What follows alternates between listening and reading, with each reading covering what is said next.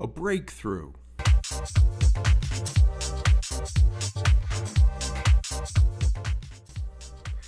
Last week I got an email from Chris. I wanted to read it to you, and then I wanted to talk about how it can help you as well. Hey Bruce, I'm really just trying to articulate for myself, but just sending this to you as a sounding board. I had struggled with understanding the concept of a paradigm shift, but just had a breakthrough while reading Stephen Covey's 7 Habits. A breakthrough I would not have had if I had not read Release Your Brakes First. A paradigm shift is exactly the same as an aha moment, when your awareness, perspective, or understanding of something changes, even though you're looking at the exact same thing. I imagine that's why effective communication is so important, because the aim is to get people's understanding to the exact frequency you want them on. What I realized is that I can cultivate a paradigm shift consciously. I can reframe a problem instantly with the right questions. I was telling myself that I struggle with concentration. Always have, always will. All I had to do was ask myself, what do I want most? Will the skill of concentration help me get there? Am I willing to sacrifice what I want most for the sake of not mastering this skill? And that's it. I got to work. Every time I felt distraction creep in, I just went through the questions again. I presume the practice and repetition of the process will help me form good concentration as a natural habit. You and Dan deserve a Nobel Prize for the work you're doing. It's well beyond creating material wealth. So thank you, Chris. I think that was insightful. Hopefully, as you pointed out, it's something that can help other people too when they're struggling. And I hear it a lot, is that I have a hard time focusing. I have a hard time keeping my mind on what I want to do. So whether you use the Ivy Lee method, whether you use the self-journal method, which I believe now came from Ivy Lee, if you do these things, I think it'll help you a ton.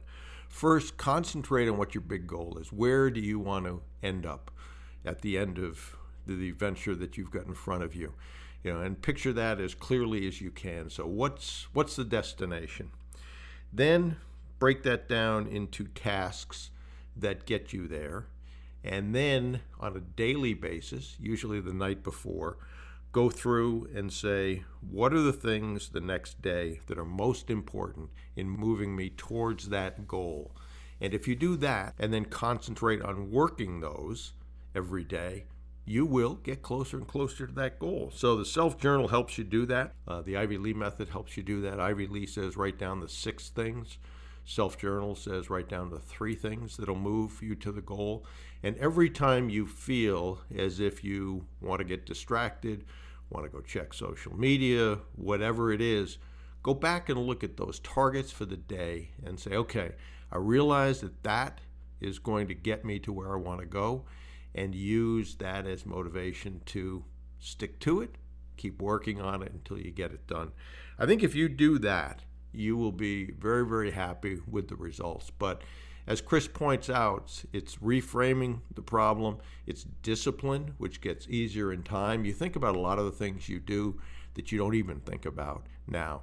You get up in the morning, you brush your teeth, you take a shower, et cetera, et cetera, et cetera. You don't even think about those things, you do it because they're so ingrained. And if you can get to a pattern of doing the things every day and writing them down, that get you to the goal, you will be surprised how much that helps your situation. Not only should you write them down, but I think it's much more powerful to write down the 3 things that are going to get you to where you want to get to, and then put those down on a piece of paper with an appointment for yourself. Put the task down and put a time down. Most of the time, you're going to show up on time for an appointment. And why? Because you know where you're going to go, you know what you're going to do, you know when you have to be there. And the same is true here. It's much different to say, tomorrow I should go through and do a lot of LinkedIn connections, as opposed to tomorrow between 8 and 9 a.m., I'm going to send 50 LinkedIn connections. So certainly go through that, think about that, write these things down, make an appointment with yourself, and focus on the things that move the needle the most. That's critically important. So thank you, Chris, for sharing that, and I hope that it helps you as well as you listen to this.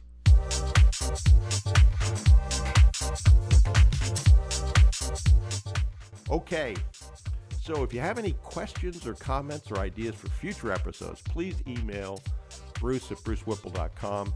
And if you're not already on our mailing list, head over to brucewhipple.com and sign up and grab any of the free reports. That'll put you on the mailing list. There is a lot of free information you can use to acquire already profitable businesses.